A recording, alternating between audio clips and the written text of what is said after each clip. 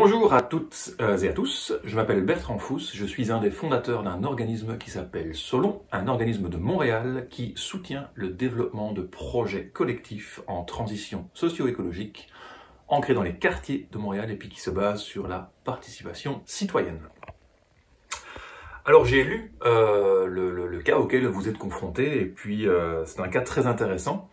Je ne suis pas un spécialiste de ce genre de développement, mais je vais vous donner, avec mon expérience à moi, quelques pistes de réflexion. Il y a beaucoup de positifs, je trouve, dans ce projet, il y a des choses vraiment très intéressantes, puis en particulier les aspects que je qualifierais généralement de sociaux. Il y a une diversité de logements qui sont prévus, on parle de logements sociaux, on parle de logements abordables, on parle d'intergénérationnel, donc là il y a quelque chose qui est très intéressant, très attirant.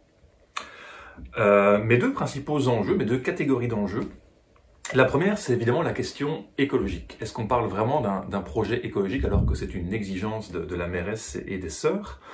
On peut se poser la question. Il y a d'abord la question de la dépendance à cette fameuse entreprise de production de paille qui se dit écolo, mais quand on produit des objets d'utilité contestable, qu'on menace en permanence de délocaliser au Vietnam, qu'on exporte 100% quasiment de sa production et qu'on réclame une bretelle d'autoroute en permanence sous peine de s'en aller. Donc là, il y a vraiment des questions à se poser. Toujours sur l'aspect écologique, le bâtiment lui-même qui respecte des normes écologiques, mais qui va bâtir 1000 stationnements, qui se place à un endroit qui va le rendre dépendant de l'auto-solo. Quand même des grosses questions à se poser de ce côté-là aussi.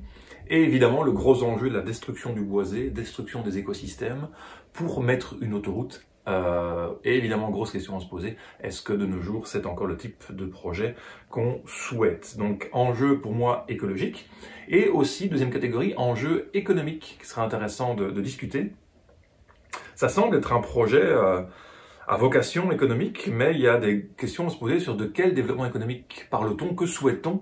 La mairesse parle de développement économique local, n'y a-t-il pas d'autres pistes à privilégier que la dépendance à une grande entreprise qui est en permanence en train de vous menacer? Donc, y a-t-il réflexion à avoir là-dessus, sur le mode de développement économique et sur l'usage des fonds publics? Puisque là, on parle quand même de construire une bretelle d'autoroute, ça coûte cher, en particulier pour une entreprise, pour un nouveau développement. À l'inverse, il ne semble pas possible de faire du transport en commun. Donc, lié à cette question du développement économique, la question de l'usage des fonds publics, quels seraient les meilleurs usages possibles? Donc moi, je vois ces deux grandes catégories d'enjeux-là. Et alors, par la suite, dans le niveau des conseils que je pourrais vous donner pour votre réflexion, le premier, j'en mettrai deux, mais deux axes de réflexion que vous pourriez pousser. Le premier serait sur les usages visés, souhaités pour ce projet. Est-ce qu'il y aurait de la place pour quelque chose de beaucoup plus diversifié comme usage, qui pourrait travailler sur ces enjeux de développement économique? On pourrait envisager autre chose que du logement ou ce qui va avec. Est-ce qu'on pourrait aller plus loin sur la diversité des usages, incluant aussi peut-être la notion de davantage d'espace de partage ou de partage des différents actifs ou des outils ou que sais-je. Donc insister vraiment sur la diversité et le partage dans les usages, possiblement en visant un projet de taille plus réduite. Je ne connais pas les chiffres, mais évidemment la taille du projet est un enjeu en soi. Et puis deuxième axe de réflexion que je vous propose, c'est toute la question évidemment du transport.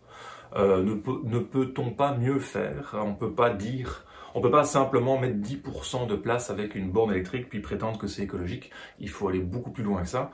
Adopter une approche un peu comme la gestion des déchets RTA, réduire, transférer, adapter, pas juste adapter avec quelques bornes électriques, mais vraiment réfléchir, notamment avec les usages, mais comment réduire le besoin de se transporter, comment transférer à des modes beaucoup plus intéressants que la voiture individuelle. Ça peut être du transport actif, mais ça peut être évidemment la question du transport en commun.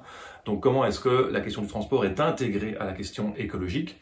Et puis évidemment, est-ce que ces deux axes pris ensemble permettent d'envisager un projet qui résout les enjeux écologiques et qui donc sera acceptable? Ça va être tout le travail que vous avez devant vous.